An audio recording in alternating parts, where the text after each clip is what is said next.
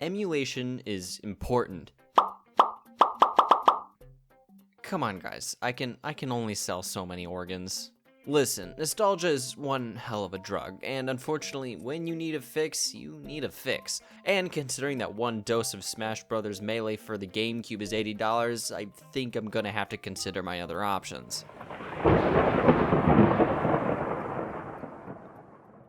For those of you unaware, emulation is whenever you take a video game and create a program to pretend as if it was the original hardware that the game was supposed to be played on, thus mimicking the hardware and tricking the game that is being played on the original system. Meaning, if you want to play Mario Kart 64, then you don't need to have a working Nintendo 64, a game cartridge, or a controller.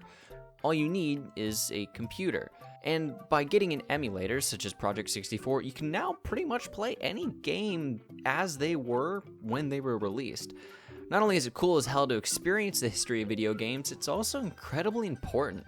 Video games are art, and as such, it should be preserved. I grew up during the Wii era, but that's not really what I was raised on. Sure, I did have a Wii, much like every household in the world at the time, but looking back, as I got older, I tended to gravitate towards our Nintendo 64.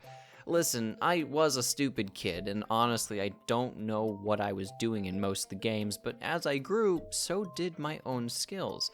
And I began to beat one game after another. But, like all good things, it was soon to come to an end.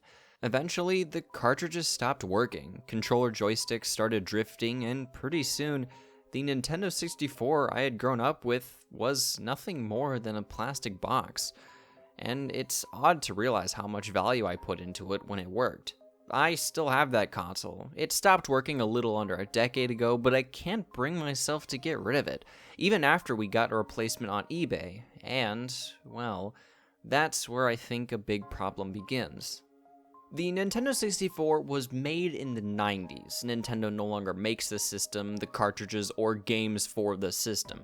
For all intents and purposes, it's a dead console. And the population of working systems is only going to plummet, and as such, it's going to get much harder to experience what it had to offer. And with no official means of getting them, you'll have to rely on secondhand shopping, which isn't always the most reliable, along with the retro game market being very expensive, especially for more sought-after titles. You also are going to need an old CRTV. Yeah, I didn't think the TV really mattered, but trust me when I say it most definitely does. There's just a lot of hoops you need to go through to play these older games, and that's where emulation comes in. You don't need to be a collector or wealthy to experience the history of gaming.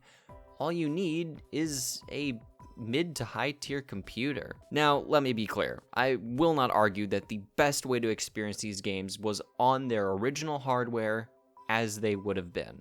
There is a level of authenticity there that's unmatched and is just going to get harder to get. Nothing but the original can replace that. But I will say that emulators can do much more than just emulate a game. You can enhance it to fit more modern standards, like better resolution, better frame rates, anti-aliasing. Your experience is completely customizable. I personally like to have games upscaled and stretched for widescreen, but if you want it in its original resolution, you can do that. If you want 4K, you can do that. And there's just so many quality of life additions too, mostly save states, but there's a lot more. And not to mention the input customization. Listen, this three-handed abomination of a controller is charming, but playing Mario 64 on a GameCube or an Xbox Series X controller is honestly unmatched. Another thing is, these aren't cartridges. You have the files of the games and you can mod them. And mod them people certainly have. Some people have made entirely new games from the building blocks of these older titles. Mario 64 alone have hundreds and hundreds of user-made patches, one of the more prominent and ambitious of which being Mario 64 Star Road. And like it or not, this is just more Mario 64. If Nintendo wasn't going to do it, then the community certainly was. And it doesn't have any signs of slowing down. Just recently, a trailer dropped for a community-made expansion for the original Smash Bros. and this mod has apparently been running and continually updated constantly. Not only that, if you don't want to add on to the game, you can just change the existing ones. There are some cases where a game will differ between countries or be region locked entirely, and if you don't want to play a game available in your country, you not only have to learn said language, but you need to have the region-specific version of the console, two massive hurdles that can be skipped by emulation. Mother 3, a Game Boy Advance game that still has not been given an English port, is a fantastic RPG that was given a full translation by talented and dedicated fans. Now, other than the absolute absurdity that this game with a Smash Brothers character has not been yet localized, this is unreal. A group of people wanted so bad for this game to be experienced by English audiences that they took matters into their own hands and fully translated the entire game. And this is really only possible because of emulation. Now, the alternative to this is just modding the console or the cartridge itself, which is admittedly much cooler than just a file, but also significantly harder than just applying a user-made patch into the emulator. And that's just one thing that emulation has over the original copy. You can just do whatever you want to it. And I think it's a great way to showcase these games. People can play them however they want.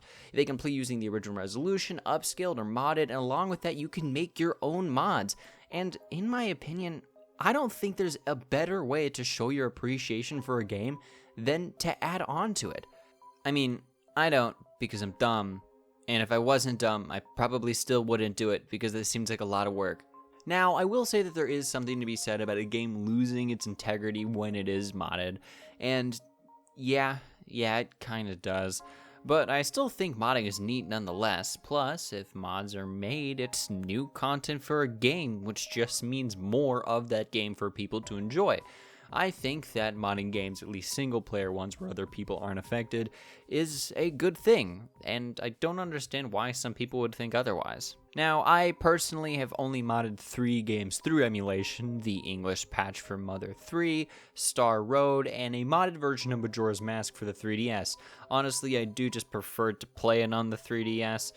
I have a working console and the cartridge, and getting Citra to not only work but also apply the big changes to it was a nightmare I wouldn't wish on anyone. And I really only did it because I had a video planned on the game, which ended up being scrapped, and I wanted to be able to have more crisp footage, and being able to have the UI on screen was part of that. And that's another thing, man, it is hell to get footage on some of these older consoles, handhelds especially, so emulators certainly do make that easier. It is probably just a me thing, but it does save me from a lot of headaches. Now I think it is time that we touch on the actual, touchy part of this discussion, the morals of emulation. Now, my own personal stance on it is, if the system has been discontinued, then yeah, I think it's safe to emulate it. However, I do think when it comes to newer releases and games that are still very much obtainable in an official manner, yeah, don't download those. That is something that you could very feasibly pay for. Video games take a lot of time and work and passion, and I firmly believe that's something that should be paid for. However, that doesn't really apply when the only way to get a copy is through secondhand sellers, which may not be the most reliable, not to mention possibly overpriced. But even so, who really cares? If the only way to get these is through third parties like eBay, is it really bad if you download these games? It's not like the FBI were immediately notified of my action and swatted my house, irreversibly damaging my life and creating permanent plans for the next 10 years, when it's most likely that said FBI is doing the exact same thing, because no one wants to spend $200 for a 20-year-old game that isn't officially produced or sold anymore, nor is it even guaranteed to work in that case. Now, I know I can play an official emulated version of these games through Nintendo's NSO service, but I'm not gonna. I don't know what it is, but official emulators kinda stink. Yeah, they're serviceable and certainly more convenient, but compared to the sheer amount of options that community-made ones, it's not even comparable. And plus, at the end of the day, NSO is a service, not a product, which is why I don't buy into it. I want a full collection of the N64 library, and the selection of games that they have is only a fraction of that. I mean, yeah, it has most of the games that people actually care about, but the service is just that, a service. At any point, they could take away your favorite game, and eventually the system will get shut down. And then what? And it's not like Nintendo is above these pretty anti-player decisions. For example, in 2020, a major Smash tournament hosted by Big House was given a cease and desist over the use of a fan-made mod called Slippy. Nintendo shut down a tournament because it was using a modified version of an almost 20-year-old game that allowed it to be played online. I mean, yes, they were 100% in their legal right to shut it down, but I have to ask, why? Why stop people from enjoying a game that you just stopped caring about years ago? Now, I wouldn't be saying this if they just released a version themselves for newer hardware. There wouldn't be a need to mod the original game. People would jump onto that idea in a heartbeat, but they just don't. Nintendo doesn't really care about their older games, or possibly they care about them just a little too much. And yeah, there will likely be more collections and re-releases in the future, but what happens when your favorite game just stops making the cut, or was never part of the conversation to begin with? Have you ever heard of Snowboard Kids? No, of course you haven't. Neither did I. But it's a game for the Nintendo 64 made by Atlas that I have never seen anyone talk about.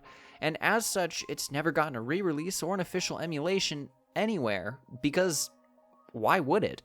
The mass public just wouldn't care. No one's asking for it, so why spend time and resources bringing it to modern hardware?